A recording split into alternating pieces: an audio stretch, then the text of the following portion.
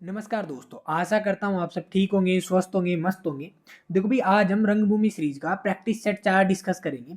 तो चलिए पहला क्वेश्चन हम देखते हैं। पहले क्वेश्चन में हमें बोला गया है 600 रुपए को अमन, भुज और चोपड़ा के बीच इस प्रकार विभाजित किया जाता है कि अमन के हिस्से के 2/5 से 40 अधिक, भुज के हिस्से के 2/7 से 20 अधिक और चोपड़ा के हिस्से के 9/17 से 10 अधिक सभी बराबर हैं। भुज का हिस्सा क्या है? देखो भाई, ये वाला क्वेश्चन अभी रिसेंटली कंडक्ट हुई किसी एसएससी के एग्जाम में पूछा गया है। पहले मैं इस क्वेश्चन को आपको समझा देता हूँ, फिर उसके बाद में इसका इंपॉर्टेंस बताऊंगा। देखो भाई, हमें बोला गया है कि जो अमन है, अमन के हिस्से से 2/5 से 40 अधिक बराबर है भुज के हिस्से के 2/7 से 20 अधिक के, और ये वाली चीज बराबर है चोपड़ा के हिस्से के 9/17 से 10 अधिक के। तीनों चीजें बराबर है। अगर ये तीनों चीजें बराबर है तो मैं इनको किसके बराबर मान लेता हूँ? के बराबर। साथ में मैं ये भी बोला गया कि इन तीनों के बीच हमने कितने रुपए बांटे? एबीसी के बीच 600 रुपए। बोला गया ना भाई, 600 रुपए को एबीसी के बीच बांटा गया है, तो ए प्लस बी प्लस सी बराबर 600 हो गया, और इन तीनों को इस तरीके से दिया हुआ है। यहां से हमें निकालना है भुज का हिस्सा, मतलब बी की वैल्यू में निकालनी है। तो देखो भाई, सबसे पहले तो मैं एक चीज बता दूं यहाँ पे आपको कि बी का हिस्सा जो निकालना है, तो हमें यहाँ पे एक चीज दी हुई है कि जो बी का हिस्सा होगा वो क्या होगा? उसका 2/7 हम निकाल सकते हैं। 2/7 निकालने का मतलब क्या होगा कि उसमें 7 का भाग जाएगा।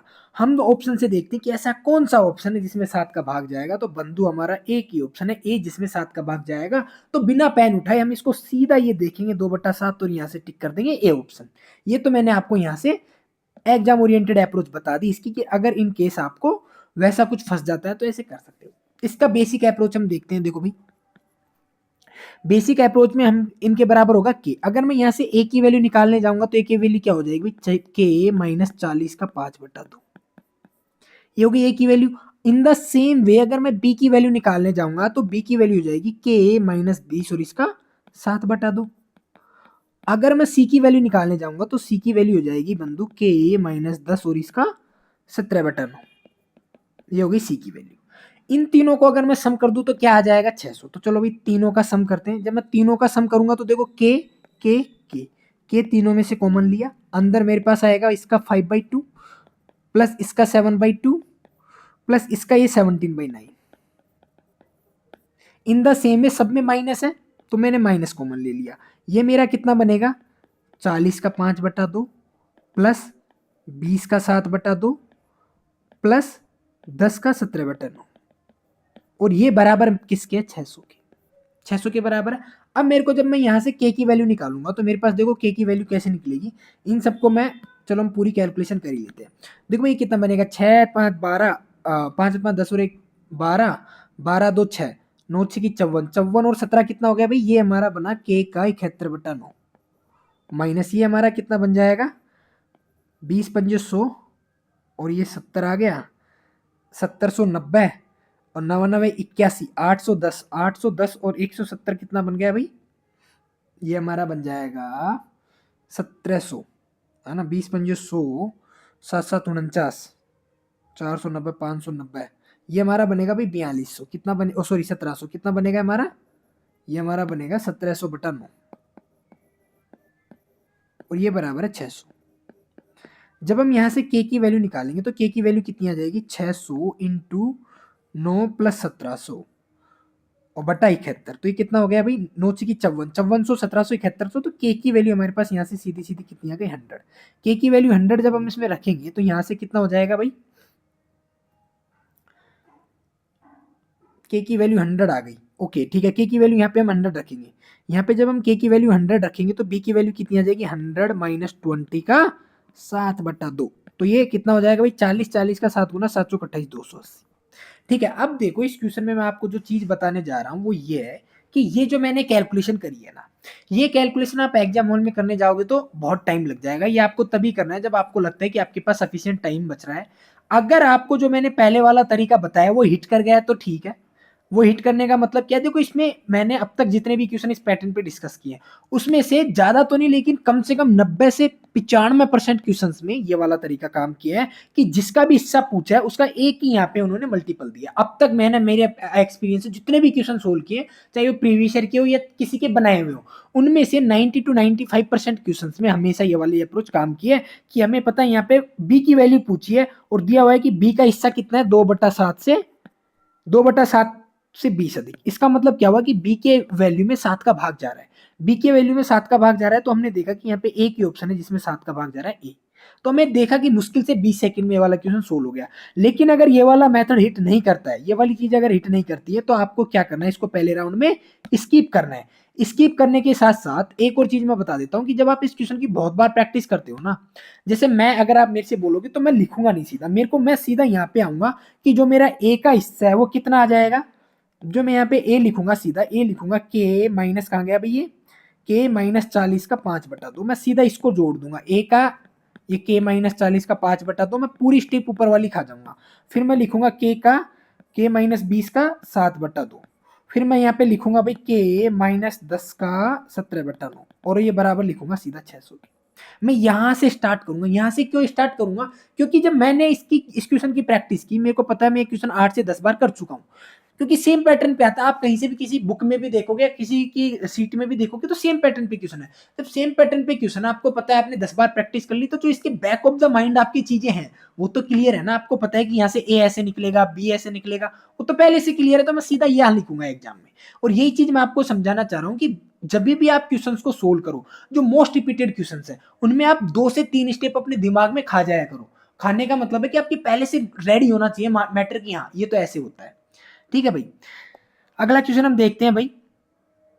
अगले क्वेश्चन में हमसे बोला गया है, एक राशि पर 2 वर्षों का साधारण ब्याज ₹660 है, जबकि ब्याज की दर समान रखते हुए 2 वर्षों का चक्रवृद्धि ब्याज इतना है, ब्याज दर ज्ञात कीजिए। देखो भाई बहुत रिपीटेड क्वेश्चन है। हमें पता है 2 वर्षों का साधारण ब्याज कितना है 660, तो एक साल का ब्याज कितना हो जाएगा 330। जो यहाँ पे 696.3 मिल रहा है, क्या मिल रहा है 2 साल का सीआई। 2 साल का सीआई क्या होता है, 2 साल का सीआई होता है पहले साल का एसआई और दूसरे साल का एसआई प्लस इस पे यहाँ पे जो सीआई मिलता है वो। ठीक है, तो बेसिकली ये यहाँ पे कितना एक्स्ट्रा मिला, तो आप बोलोगे सर यहाँ पे एक्स्ट्रा मिला 36.3 रुपए। ये 36.3 रुपए एक्स्ट्रा क्यों मिला, क्योंकि ये जो पहले साल के एसआई पे क्या लिखा है ब्याज, तो आपकी रेट ऑफ इंटरेस्ट आ जाएगी 330 पे, ब्याज कितने का मिल रहा है 36.3 का, तो ये कितना परसेंट है बंधु, यहाँ से आ जाएगा आपका 11%। ठीक है भाई, और ये तो वैसे भी मोस्ट रिपीटेड क्वेश्चन है, तो आपको सीधा इस एक स्टेप में कर देना चाहिए एग्जाम में। अगला क्वेश्चन हम देखते हैं 3 नंबर क्वेश्चन में बोला गया 50 लीटर दूध वाले कंटेनर से 10 लीटर दूध निकालकर 10 लीटर पानी डाला जाता है। यदि इस प्रक्रिया को 3 बार दोहराया जाता है तो अंततः पानी और दूध के बीच का अनुपात क्या होगा। देखो भाई 50 में से कितना निकाल रहे हो 10 लीटर, मतलब कितना निकाल रहे हो 1/5, तो बचा कितना 4/5। देखो क्या निकाल रहे हो, दूध था, आपने ये दूध निकाल लिया 1/5, तो दूध कितना बटा 4/5 बचा। अब आपने इसमें क्या डाल दिया पानी, अगर पानी डाल रहे हो तो दूध की क्वांटिटी चेंज हो नहीं रही। यही प्रक्रिया आप कितनी बार कर रहे हो, 3 बार दोहरा रहे हो। 3 बार दोहरा रहे हो मतलब 4/5 की पावर कितना कर दोगे 3। अगर यहाँ पे लिखा होता है क्वेश्चन में कि प्रक्रिया को 3 और बार दोहराया गया है, और लग जाता तो हम क्या करते 4, क्यों, क्योंकि एक बार तुमने ये कर दिया और उसके बाद में 3 बार और, तो टोटल 4 बार हो जाता। लेकिन यहाँ पे हमसे सिर्फ और सिर्फ बोला गया कि प्रक्रिया ही 3 बार की गई है, प्रक्रिया 3 बार की गई है मतलब 4/5 का क्यूब। इसका हम क्यूब करेंगे कितना आएगा 64 और 125। 64 125 का मतलब क्या हुआ कि जो हमारा दूध है वो कितना आएगा 64। तो भाई दूध हमारा 64 है, एक ही ऑप्शन है जिसमें दूध का रेशियो 64 है। या फिर देखो इस सिली मिस्टेक से बचने के लिए हो सकता है कि देखो यहाँ पे ये वाली चीज भी सब 64 की मल्टीपल है, तो आप 125 में से 64 जाएगा कितना बचेगा 61 रेशियो 64 हमारा आंसर हो जाएगा। ठीक है, अगला क्वेश्चन हम देखते हैं भाई 4 नंबर क्वेश्चन में हमसे बोला गया है 3 घंटियां 15, 20 और 30 मिनट के अंतराल पर बजती हैं। यदि वे प्रातः 11 बजे एक साथ बजी तो वे अब के कितने बजे बजेंगी। इन तीनों का एलसीएम लेना भी, एलसीएम कितना आ जाएगा 60 एलसीएम बजा आया, मतलब 11 बजे के बाद में 60 मिनट और, तो क्या सीधा सीधा 12 बजे इसका आंसर आ जाएगा। इजी क्वेश्चन है, मेरे को इसमें ज्यादा कुछ बताने की आपको जरूरत है नहीं। ठीक है भाई, अगला क्वेश्चन है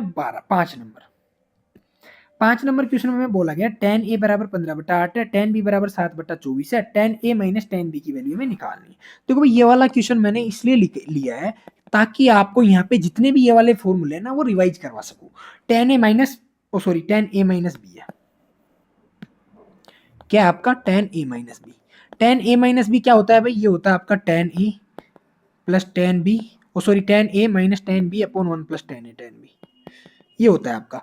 देखो भाई यहाँ पे मैं आपको रिकमेंड करूंगा कि जितने भी ए प्लस बी के फॉर्मूले हैं, चाहे आपका टेन टू थीटा हो, ठीक है, आपका साइन टू थीटा हो, साइन ए प्लस बी हो, है साइन ए प्लस साइन बी हो, ये जितने भी फॉर्मूले, इन सबको आप रिवाइज कर लो, क्योंकि ये ऐसी चीजें जो कभी कभार एग्जाम में आती है और जब आपको फॉर्मूले याद नहीं होते तो आपको बहुत ज्यादा नुकसान हो जाता है।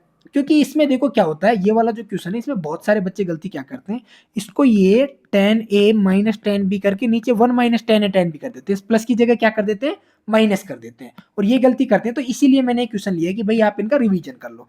Ten a minus tan B, अब ये वाला फॉर्मूला हम यहाँ पे लगाएंगे, कितना हो जाएगा भाई, 15/8 minus 7/24 divide by 1 plus 15/8 into 7/24। ये वाली कैलकुलेशन हमें करनी है, ये वाली कैलकुलेशन करनी है, इसको 3 से मल्टीप्लाई कर देंगे, 15 3 45, 45 में से 7 जाएगा, कितना बचेगा भाई मेरा 38/24, और ये कितना हो जाएगा 8 तिया 24, 5 तिया 15, 1 प्लस 35/64, ठीक है, 64 एकम 64, इसकी और आगे कैलकुलेशन करोगे 38 24 35, 64 और 35 कितना हो जाएगा 99, 99/64, 8 आवाटी 64, 8 तिया 24, तो 38 इंटू 8/99 का 3 गुना कितना हो जाएगा भाई 297। तो हमारा सीधा सीधा ए आंसर हो जाएगा भाई इसका, ठीक है। अगला क्वेश्चन हम देखते हैं 6 नंबर।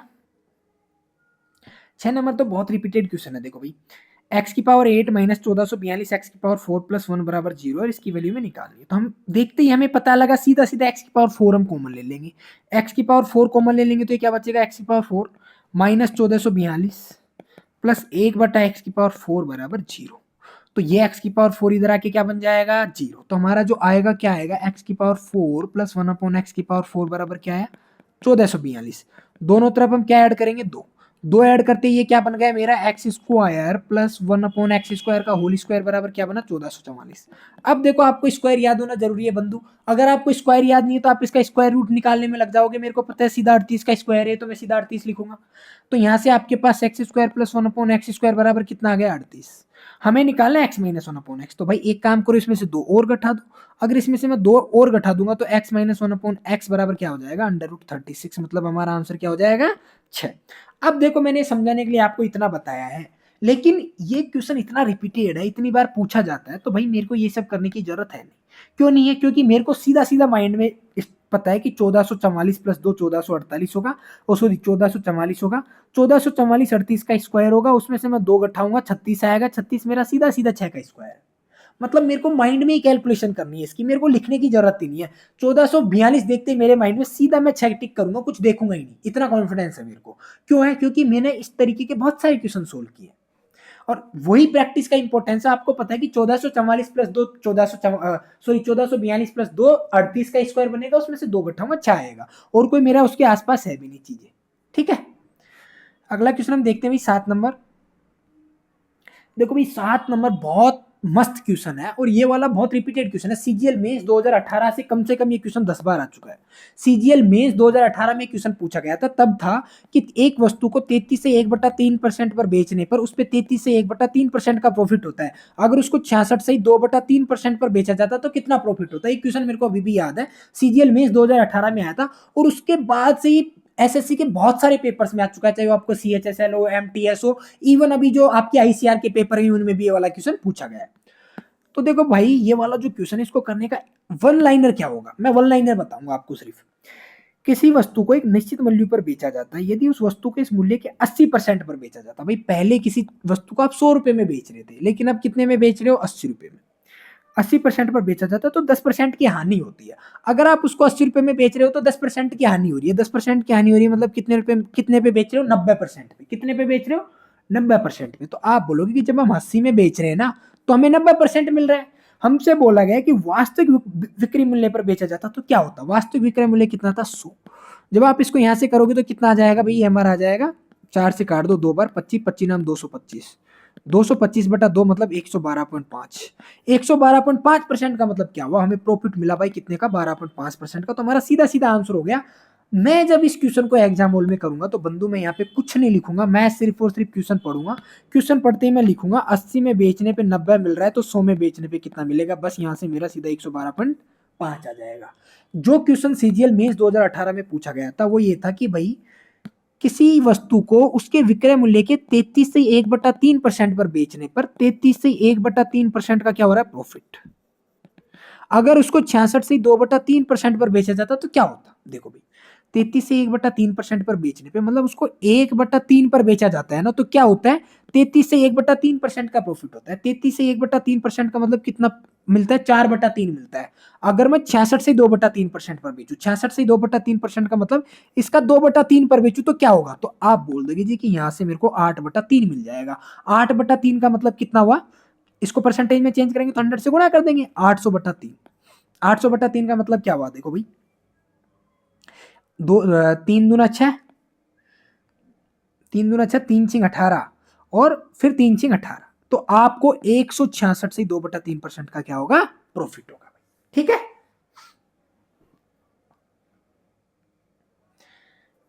अगला क्वेश्चन हम देखते हैं भाई 8 नंबर 8। देखो ये वाला क्वेश्चन जो मैंने समझाया भैया आपको, इसको समझने की कोशिश करना।